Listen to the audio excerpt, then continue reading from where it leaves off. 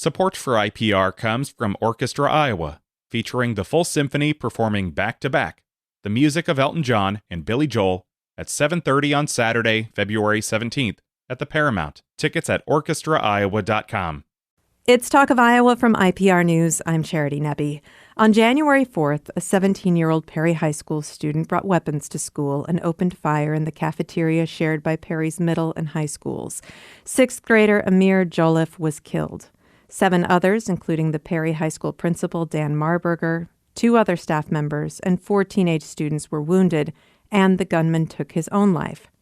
Incidents like this are far too common.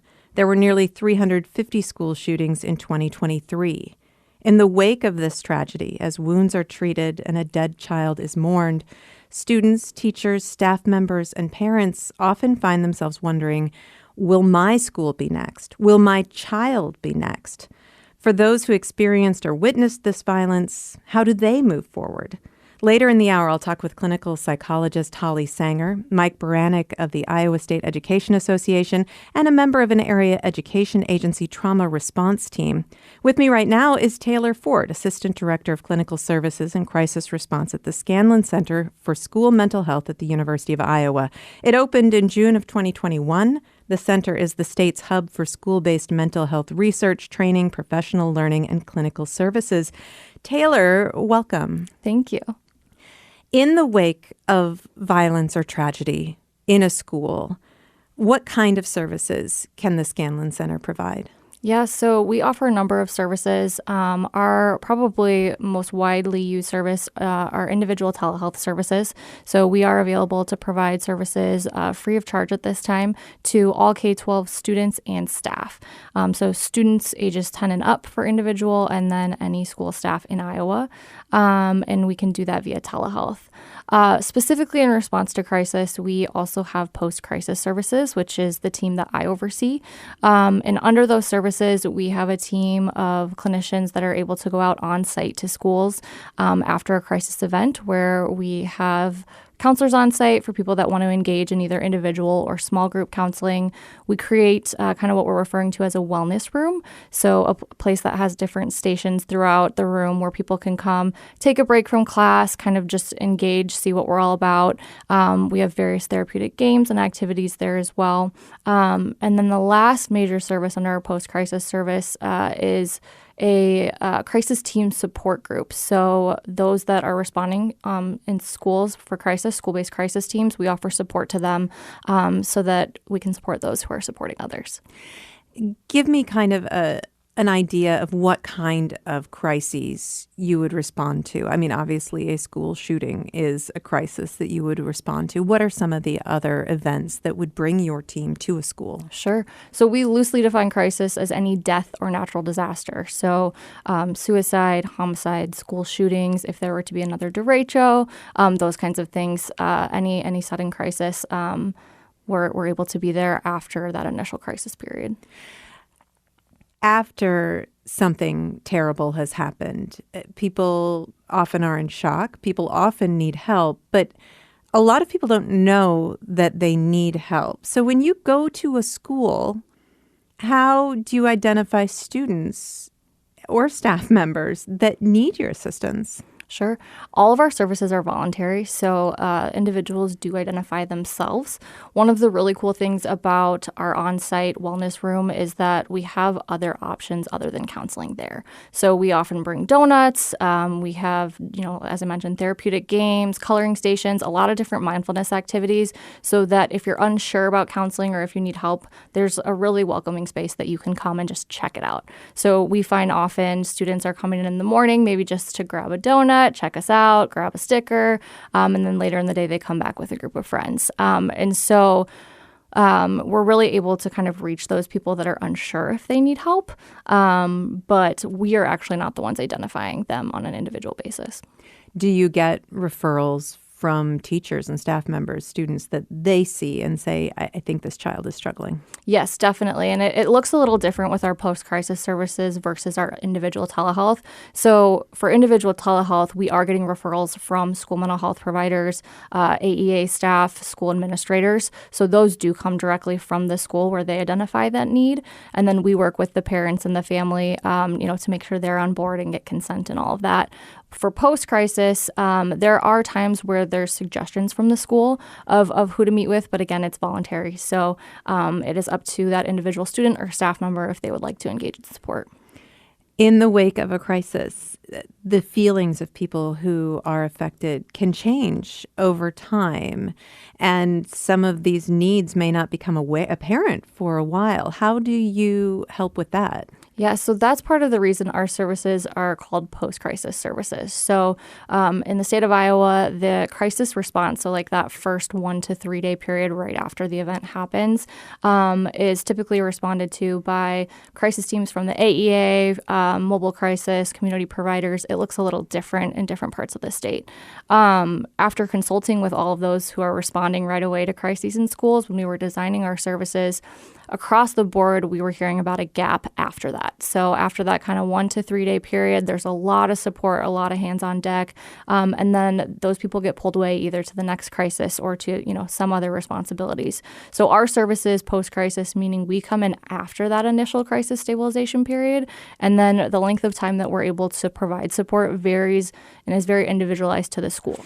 For parents, for care providers, for teachers, in the wake of a tragedy like this one, or really any other tragedy that might affect a school population, what kinds of behaviors should they be aware of, should they be looking for that might be indicators that a child is struggling? Absolutely. So I think you kind of hit it right there with behavioral indicators. So you want to look for major behavior changes, issues with sleep, appetite. You might notice mood, different emotions, fear, anxiety. Sometimes people will withdraw or isolate more. So any kind of major shift in a behavior is what you're going to want to be looking for.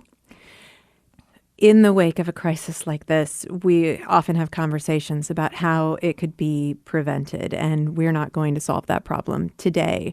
But I know that people are constantly trying to help young people who are in need, in crisis, before they hurt themselves, before they hurt others. Schools don't have enough staff or enough resources to make sure that every child is okay or provide those resources to every child. Is that something that the Scanlon Center can help with? Absolutely. So we kind of view ourselves as an adjunct service and kind of an additional layer of support to help the ways that schools are already supporting students and families. And so our services are designed specifically to serve those that experience barriers in accessing care for mental health providers, whether that's a transportation barrier, a financial barrier. One of the really unique things about our services is that we provide them virtually during the school day. So the student they're pulled from class, they're in a private room, and someone from the school helps them log on, and we're able to see them during the school day. Whereas if the only option otherwise was for a parent to come and get them, and if they're in a rural area, maybe drive an hour, there's all those kinds of barriers that can prevent people from getting that support. How long can you engage with a student? So our services are currently set up to be a short-term model, so up to 10 sessions, because our goal really is to stabilize, and then from session 1, we're working to connect them with local providers. So we are really there to bridge. A lot of times we have people who are on wait lists for services for a long-term provider, and but they need help right now. So we're able to get them in, kind of see them until they're able to start with that long-term provider, and kind of bridge that gap. We also then prioritize individuals in a rural area, and then others that are experiencing barriers as well.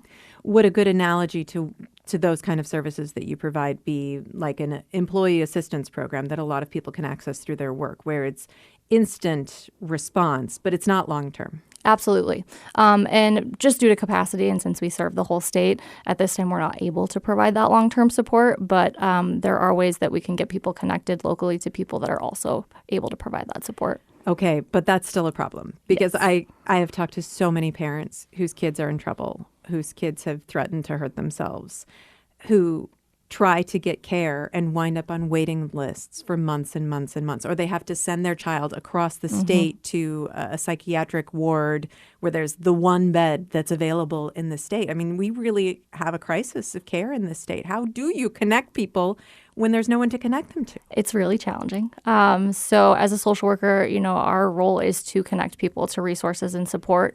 And we have to work with what we have. And so there are a lot of helpers out there helping, and there are a lot of barriers that get in the way of us actually accessing that support. So we know there's a lack of, mental health beds in hospitals in Iowa and all sorts of other things. But I think we work really hard to help bridge that gap. So if someone is on a waiting list, we're able to see them kind of in the interim, because oftentimes people need help now, not in 4 months when their name comes up. They might still need help in 4 months, but really that immediate need is right now. And so that's where we can come in and provide that shorter term support while also working with the individual and or their family to get them connected to longer term options.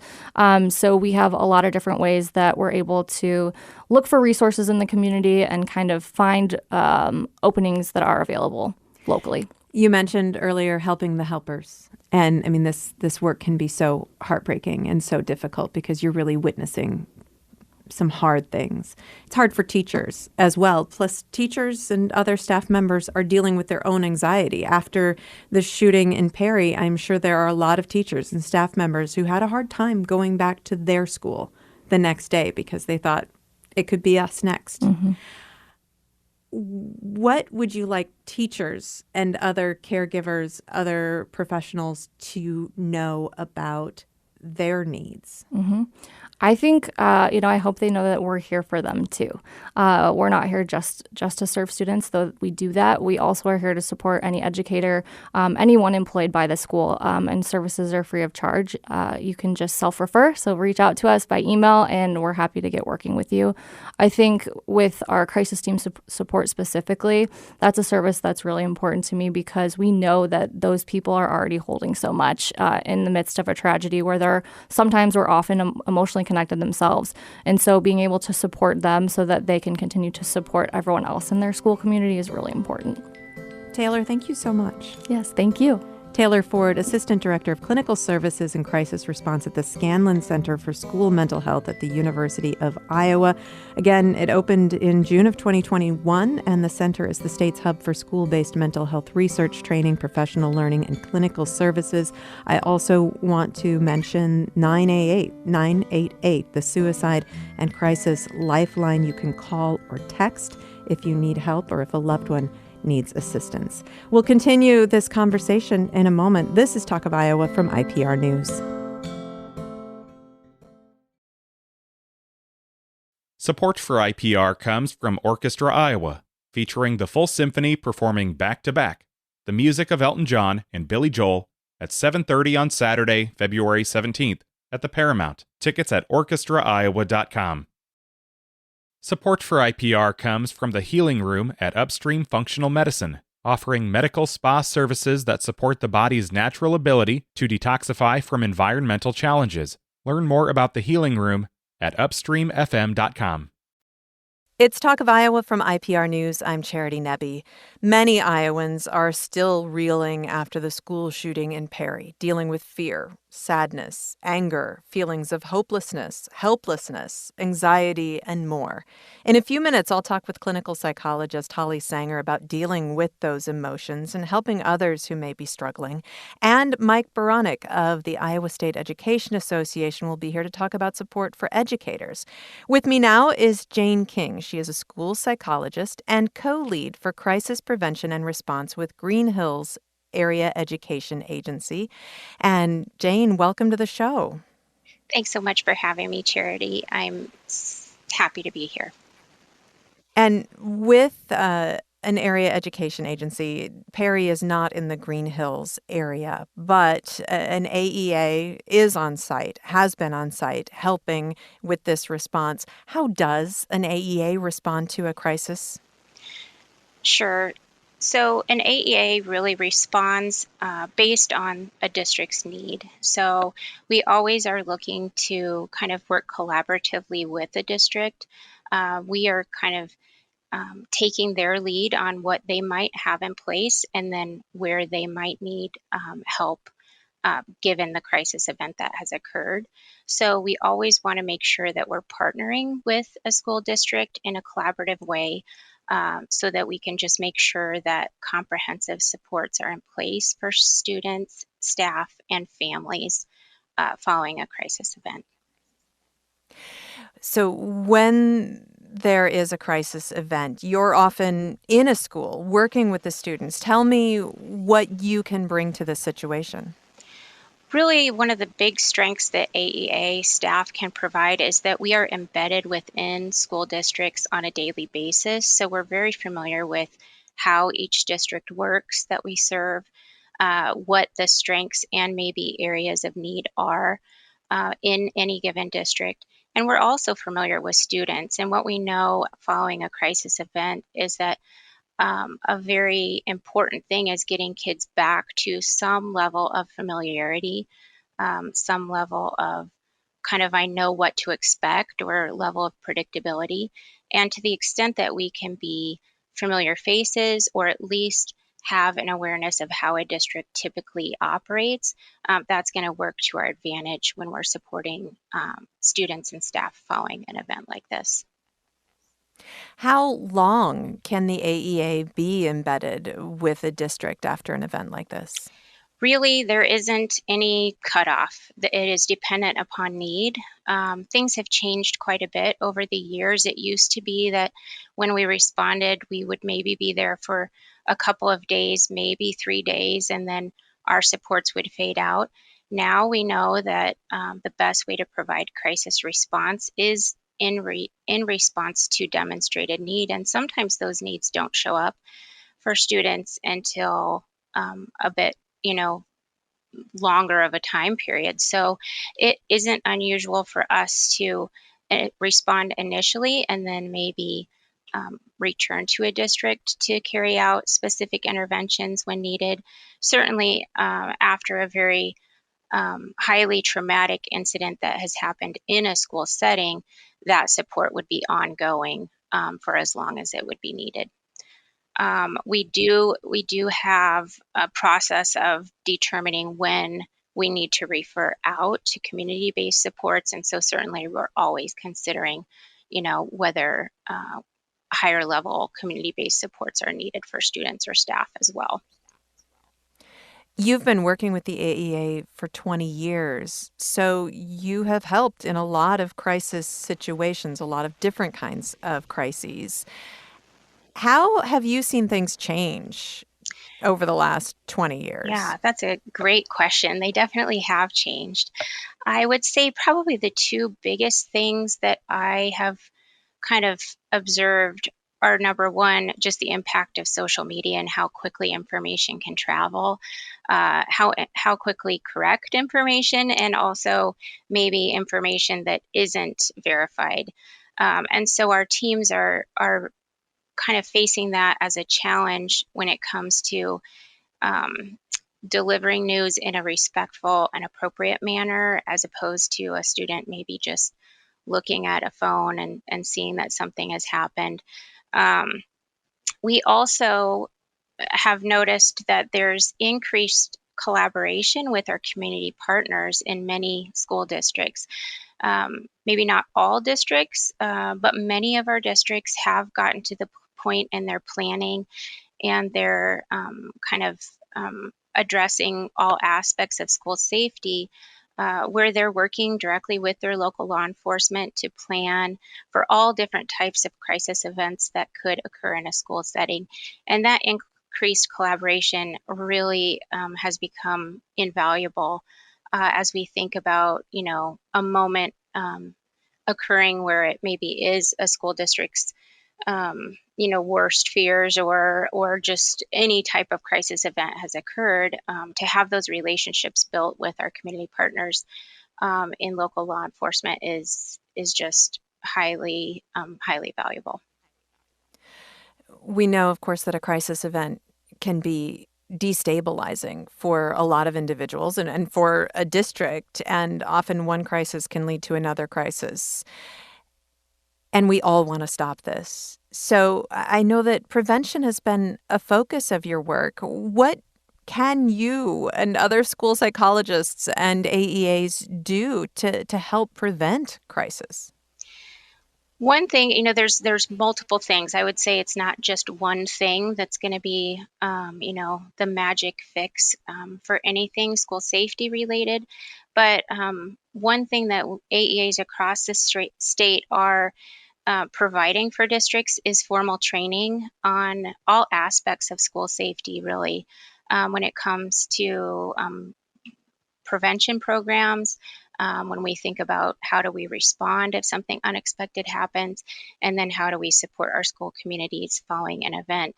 We do have formal training for AEA staff as well as our district partners in each of those areas. In school safety, we think about it as what are we doing before, during, and after to make sure we're prepared to support students and staff as well as the students' families. And then we're also doing things that are more formal. We're serving on district safety teams or crisis response teams. So when I think about my role in crisis response, I have my role that is AEA wide, but I also have the role I play within my district. So, we really are trying to help everyone understand that we all have a role to play when it comes to the safety of a school community. And so we then need to be training and providing specific guidance on what that role looks like if you are a teacher, if you are a bus driver, if you are a student, if you are a parent. The more we can provide guidance on that, the more we're all working together to help ensure that our schools are as safe as possible. You've been part of creating classes on suicide prevention and other crisis topics. Are those classes for students or are those classes for staff? Primarily, they are for staff. That being said, we have launched several groups called Hope Squad, which is a peer-to-peer suicide prevention program in our part of the state. I think that there are Hope Squad groups forming in other parts of the state as well. And that we see as a very, very important layer of what we do to prevent suicide within the school setting and to really just strengthen the overall positive and supportive culture of a school building for all students. So that's an exciting and very powerful group to have being started throughout the state to get at kind of what do we do to help students understand how to notice warning signs for maybe harm towards self, how to also seek help for someone when it's needed. Jane, thank you so much for talking with me. Absolutely, Charity. Thank you. And just wanted to communicate out that we sure are thinking about the Perry community, our partners at the AEA there, and that entire community as they work through this most difficult time. Jane King is a school psychologist and co-lead for crisis prevention and response at Green Hills Area Education Agency. This hour, we are talking about what happens in the wake of a school shooting or a crisis at a school. Of course, it was just a week ago that the school shooting took place in Perry, Iowa. And with me now is Holly Sanger. She is an Iowa City-based clinical psychologist, and she has worked with survivors of gun violence. Holly, thank you so much for coming back to the show. Thank you for having me. I also want to mention that you are a volunteer with Moms Demand Action, a nonprofit that advocates for public safety measures that can protect people from gun violence. You are not speaking on behalf of that group today. Holly, when this happened a week ago in Perry, the night after the shooting, I got a message from a friend who said, why is this hitting me so much harder than other school shootings? And she said, all school shootings hit me hard. Why does this one feel so much more personal? And I have some thoughts on that, but why do you think for so many of us in Iowa, why did this school shooting drive home that this really could happen anywhere?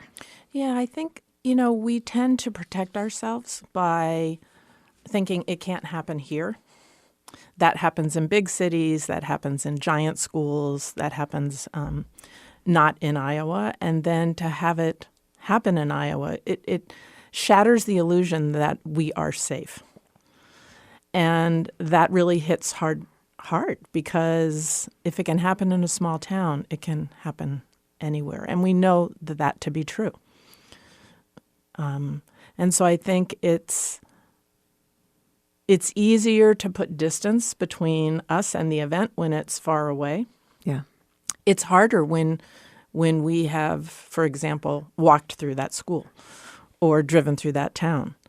Or that town looks like our town. Exactly. And of course, there have been school shootings in Iowa in very recent history. In Des Moines, even those shootings didn't happen within the walls of the school. And I feel like that, again, is something that has created that illusion of, well, at least the school building is safe. Right. Yeah. So I think this is a breach of our thoughts about security. And when that gets breached, we have a couple of options. One, we can say, I'm going to shut down, or because it really leaves us feeling very vulnerable. And so I think for a lot of people, when it happens inside a school, schools are supposed to be safe places. Churches are supposed to be safe places. Actually, grocery stores are supposed to be safe places. And so when we think, I think twice before I go to a movie theater now, because movie theaters are supposed to be safe places.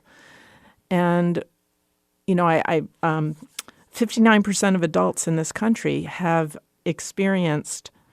report that either they themselves or someone they care about has been impacted by gun violence. 59%. If you look to the left or the right, that's a lot of us. And so, again, it's one thing when I think, oh, this happened in a big city like Des Moines, or it happened far away, but it's different when it's in our backyard. Right. So when something like this happens and that anxiety hits, and I think a lot of people are surprised by it, they experience this tragedy as an observer watching it on the news. It's heartbreaking. And yet the next time you go to drop your kid off at school, that anxiety can hit and hit hard, or it can hit for the student, or it can hit for the teacher or the janitor or the lunch person. A lot of people experience this fear and anxiety because of an event like this. Yeah, and we have what we call collective trauma. And I think it's so important, especially as parents or grandparents, that we have to sort through what we're thinking and feeling and how we want to approach this so that we can approach our kids who are vulnerable in different sorts of ways, depending on their age, what age they are. But it's a whole community that's impacted. The janitor maybe smiles at the child who was killed, or has a conversation with the person who was the shooter. We're so linked. Yeah. When you start to feel that anxiety or are surprised by it, what are some of the signs that, I'm experiencing something because of this and I might need to get help? Yeah, so I think before getting help, it's really important to talk to trusted others. And by trusted others, I mean people who are not going to tell us, get over it. People who we can bring hard stuff to, who will help us hold that. And that could be in a church. That could be our friendship group. It could be colleagues that we work with. And I think being able to talk about it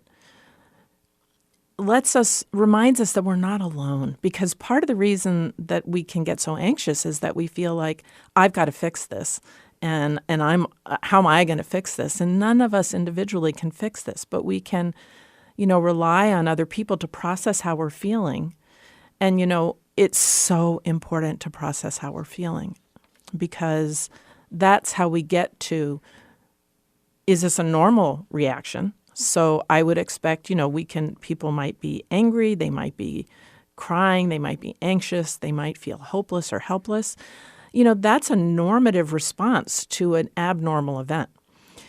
If those things continue, though, that's when seeking help might be really important. And, I have to say, as a psychologist in Iowa and a member of the Iowa Psychological Association, I was really proud of how quickly on our listserv emails started coming about, here's what we're doing here, here's the team that's going to go in there. And when I mentioned I was going to be on this show, immediately 3 people sent me articles that were incredibly helpful. And so I think we are really building this support system that is available. The difficult part is, how do we get from the individual person who said, I can't drop my kid off at school this morning? And then that continues, if that continues. Right. How do we get from that individual person to the support system? Right. And we're going to have to take a break here, but we've been talking about the support that goes into schools and how long they can or cannot stay. Some of these feelings may be delayed too, right? Yes, of course. And those are the ones, especially if it's our children, like we want to stay connected to them and be checking in order to make sure we catch it early. We're going to take a short break. We'll be back in just a moment. I'm talking with Holly Sanger. She is an Iowa City-based clinical psychologist, and we're talking about how to deal with our emotions, how to seek help when we need help in the wake of violence, such as the school shooting that took place a week ago in Perry, Iowa. This is Talk of Iowa from IPR News. Support for IPR comes from Orchestra Iowa, featuring the full symphony performing back-to-back the music of Elton John and Billy Joel at 7:30 on Saturday, February 17th at the Paramount. Tickets at orchestraiowa.com. It's Talk of Iowa from IPR News. I'm Charity Nebbe.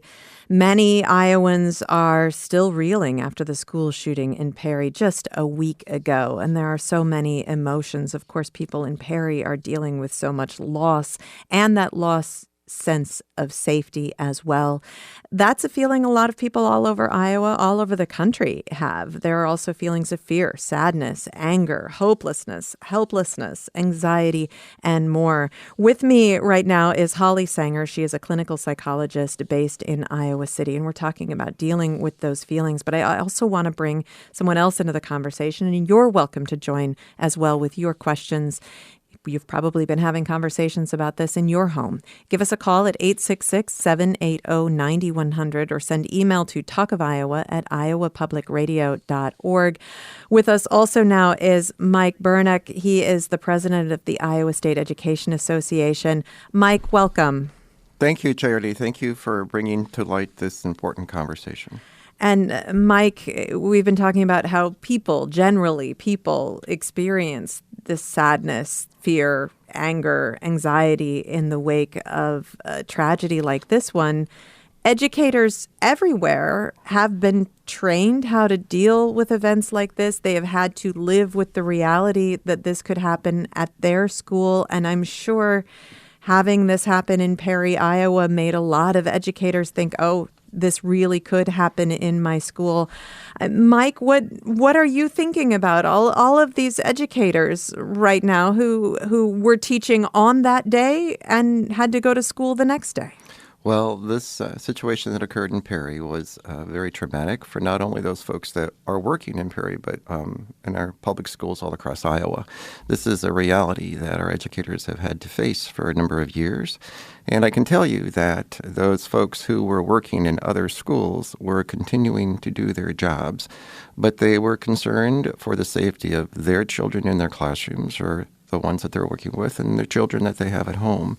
And they needed to continue to move forward and educate our kids, but they had to think about what it means now to be an educator in our schools across the country. I know that an educator in Iowa shared some of her thoughts on social media, Ann Swenson, about what it's like to work on the day of a school shooting. Can you share that with us? Sure. Yes, Ann is a good friend of mine, and she made a posting that day that, of course, the steps that she was going through were the initial shock of hearing this, and how would she be able to continue through the day. And she would be looking at and talking with her colleagues and looking in the eyes of each other, and they'd be thinking, oh my gosh, how are we going to navigate through this? And they did. They worked with her kids, and they'd be checking their phone for news updates, and they would be working through their own anxiety and fears. And then they'd go home and they'd listen to the news and have conversation with their friends and family and cry that they knew that they were in a situation where there could be great harm for any of the kids in their charge. And so Anne's post was remarkable in terms of putting into words what it is that all of our educators are facing, and community members, when they hear these kind of situations occur, and how then they need to work with the kids that they have there in their building. And of course, students are the number one priority of every educator, but they're also putting their lives at risk. And we saw that in Perry, where the adults in the building did what they could to de-escalate and to protect the children in the building. So these adults are very much at risk. Absolutely. Charity, when I started teaching third grade 35 years ago, my focus was on making sure that the kids knew how to subtract across the middle zero and they could read and comprehend. But now, today, our educators are having to face a litany of other issues. And safety, the safety of our students and those that we work with are our priority, of course. But this is not something that typically is discussed in a teacher prep program or in training programs across the country. And we are asking our staff to protect our students with their lives, the students that are in their care. Our educators deserve the utmost respect and dedication, and we need to give them the resources necessary to accomplish not only teaching our kids, but to keep them safe and healthy. Mike, you attended the vigil in Perry that took place after the shooting. You also spoke at that vigil. What did you say? Well, I extended my heartfelt grief to the community and thanked the community for their rallying around that school.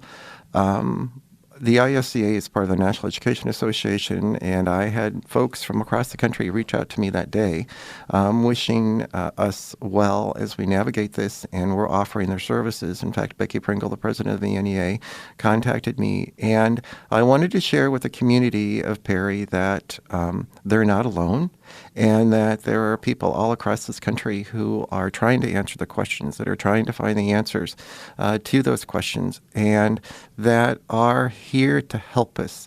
Unfortunately, when these situations occur, things need to move very quickly, and I have to give great credit to our area education agencies.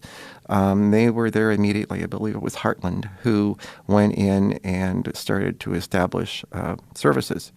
And that's true in the other occurrences that have happened here in Iowa. We need to remember that there was quite a tragic event that happened at Fairfield Community Schools. And AAA was there immediately, as well as our staff from the ISCA. And having those folks available for our educators and our students to have conversations is incredibly important. And you've had some great people on here. The Scanlon Center is nationally recognized for the work that they do. And so we're putting into places the pieces that we need, but we need to also understand as a society that this is going to continue to happen, and that we need to support our schools and support those folks who are there to educate the children of the community. A lot of changes have been made to schools to harden the schools. That's the terminology that gets used in talking about trying to make it less possible for someone to walk into a school with a gun and open fire. But Mike, you and I have talked a lot about teacher shortages and a lot of the challenges facing teachers and other educators in recent years, and in particular here in Iowa. This has to be part of that equation for people when they decide whether or not they want to be a teacher. Do you feel like this is impacting the future of teaching? It impacts the entire system, Charity. It impacts those folks who are thinking about going to college for a teacher prep program, those folks who are in a program, and those folks who are working in our schools. I can tell you from past experiences, there are very long-term residual effects for our folks when these events occur. And there is always a question on whether folks would like to continue on with their profession and sign a contract for the next year because of the demands that are being placed on them and their need to ensure that our students are always safe.